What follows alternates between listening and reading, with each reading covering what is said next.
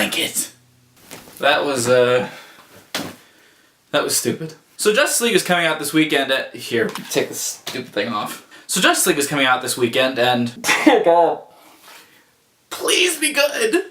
Don't get me wrong, I want Justice League to be good just as much as the next person. But you gotta admit, DCU hasn't really had a strong track record up till now. So considering we're 3 movies into the DC Extended Universe, whereas Marvel's in like the 17th, can't really blame fans for feeling a little hesitant about it. But don't worry, because even if Justice League ends up being terrible, we still have Top 10 DC Comics movies of all time.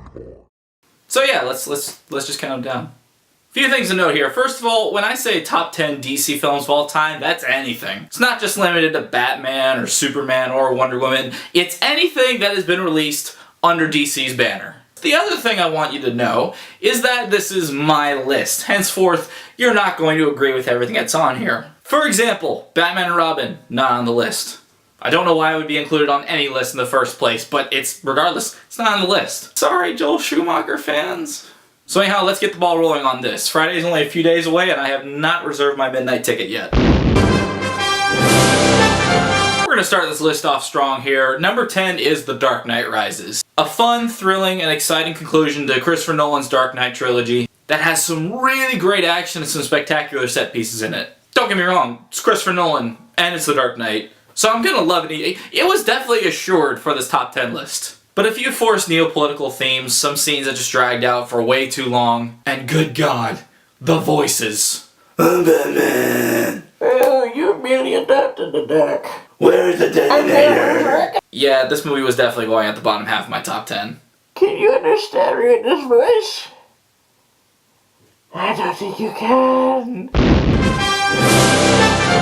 I got a confession to make. For the longest time, I was considering putting the Lego Movie on this list. It works, right? You know, Batman's in it, you know, Superman's in it, the Justice League is in it. It's a DC movie, right? But no, I couldn't do that. It's more of a Lego Movie than it is a DC movie to begin with. However, Lego Batman, on the other hand, is a DC movie and a Lego movie. So it totally counts, and it's totally on the list. For all of the Batman movies that are incredibly dark, here is a movie that is lighthearted, fun, and upbeat. It's got energy, it's got charisma, it's got fantastic animation. It is a lot of fun. And on top of that, it knows how to make fun of itself. For the DC franchise that least deserves to make fun of itself. Seriously, I love Batman, but you have to admit, some of these villains have been so stupid and should never have been made. I.e. Condiment King. You better have Whataburger hot and spicy ketchup. Continuing the trend of more saturation of Batman movies comes the original, the only, 1989 Tim Burton Batman. Tim Burton's bleak, gothic-esque kind of art style is perfect for Gotham here. Michael Keaton is surprisingly a good Bruce Wayne and Batman. And Jack Nicholson as the Joker. Holy cow. Before Mark Hamill, this was the definitive Joker that I grew up and loved the most. Hands down, Tim Burton's original Batman has earned its place among DC's best films.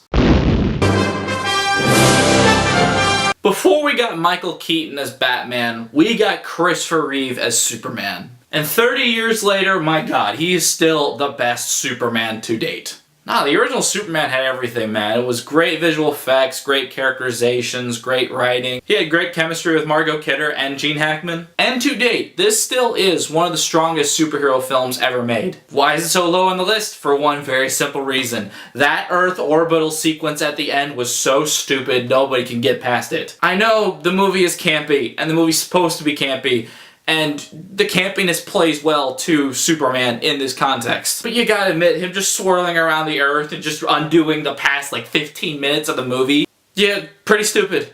Even by Superman standards.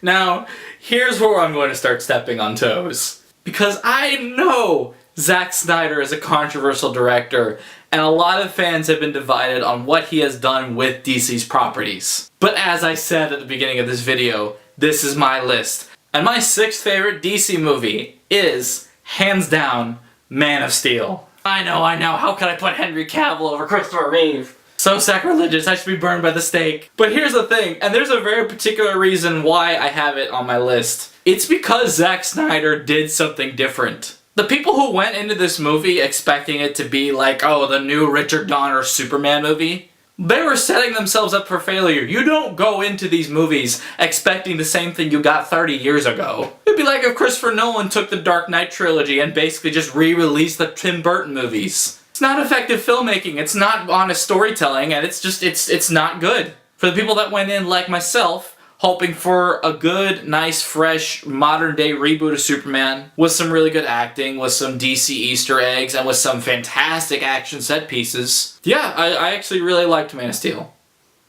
That, and it doesn't have the Earth orbital scene like it did in the original Superman. I'm not even kidding. I can't get over how much I hated that scene.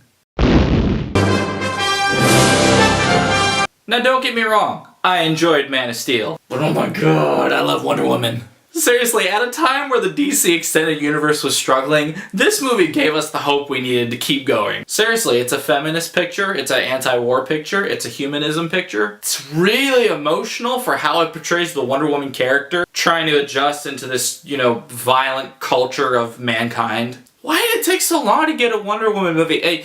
Hey, if waiting this long somehow lent to the majesty of Gal Gadot and Patty Jenkins that brought us Wonder Woman, then this movie was very much worth the wait. Now, besides Bob Kane, who has created the Batman character from DC Comics, the only other guy to really make an impact on the DC culture is Alan Moore. Seriously, he brought us Superman, The Man of Tomorrow, Batman The Killing Joke, Watchmen. This guy is a very creative storyteller, and he really knows how to press his characters with really conflicting situations. My favorite of his creations, though, hands down, is V for Vendetta. And yes, I know it's not Superman, Batman, Wonder Woman, Justice League, all that stuff, but it has the DC imprint on the opening credits, so it's going on the list. Yeah, what I really appreciate about this movie is, first of all, the fact that it's not associated with DC's other characters. It's really allowed to exist and build upon its own story as its own entity. In that regard, they really get to dive deep into the characters, and they're really fascinating. I'm not a Guy Fawkes guy. I'm not a Guy Fawkes aficionado, but this movie did make me want to go out, buy the first Guy Fawkes mask I can, and just start some old-fashioned anarchy going. Wouldn't really do that, because I don't want to get arrested. But I'm just saying, this movie makes you want to do that.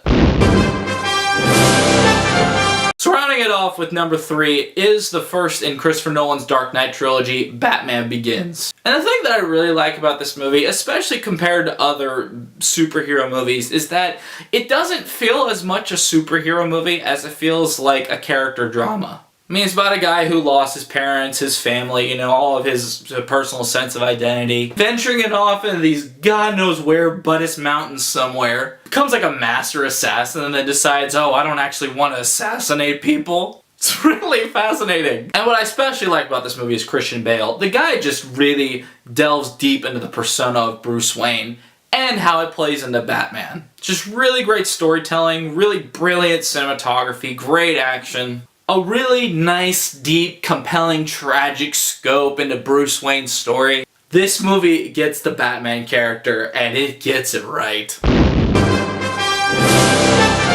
Coming in at number 2 is what I feel is the definitive Superman experience, Superman 2. And this movie really fixes what I think is a key issue with the Superman franchise, is that the character, he's too invulnerable. Seriously, in any superhero story, their main conflict is, okay, how am I going to overcome this villain and, save everyone, yada yada, blah blah blah. But Superman's so deified, he can orbit around the Earth and turn back time! I'm not kidding, I hate that scene so much. But with Superman 2, we get a different element to it. We get a more vulnerable Superman. We get a man struggling with his powers and his normalcy. And that's what I love about superhero movies. I love it when superhero movies can take these larger-than-life characters and bring them down to our level. Christopher Reeve is fantastic in this movie, and he plays all the emotional layers that he needs to. He's the big, larger-than-life Superman. He's the smaller and feebler Clark Kent. And at his heart, he is Kal-El, the struggling alien that doesn't know whether he wants to live a normal life as Clark Kent or larger than life as Superman. Visual spectacle and effects are as always amazing, and the chemistry between Reeve and Kidder really kind of blossoms in this movie. A fantastic and faithful continuation of this franchise until it got to the terrible Superman 3 and 4. Live out the high points as much as you can.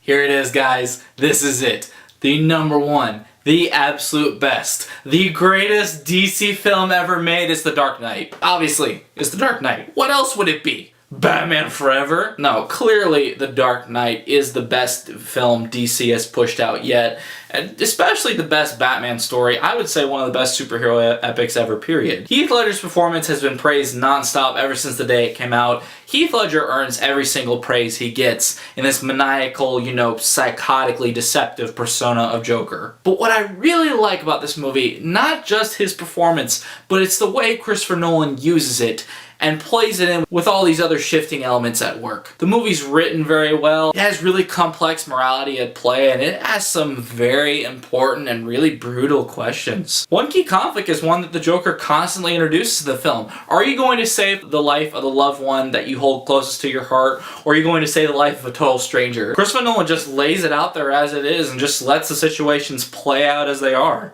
It's deep, it's complex, it's emotional, it has all of these shifting elements that are constantly in play. And yet, it's not those elements specifically that impresses us, it's how Christopher Nolan is able to juggle them and make them all work cohesively into one narrative. I love this movie. I definitely think it's one of the best superhero movies ever made. It's definitely one of the best crime movies ever made. And it is, hands down, without a doubt, the best film that DC has ever made. Okay guys, so that has been my list. Going to watch Justice League this weekend. Is it going to be as good as other movies? Probably not. But I'm hopeful.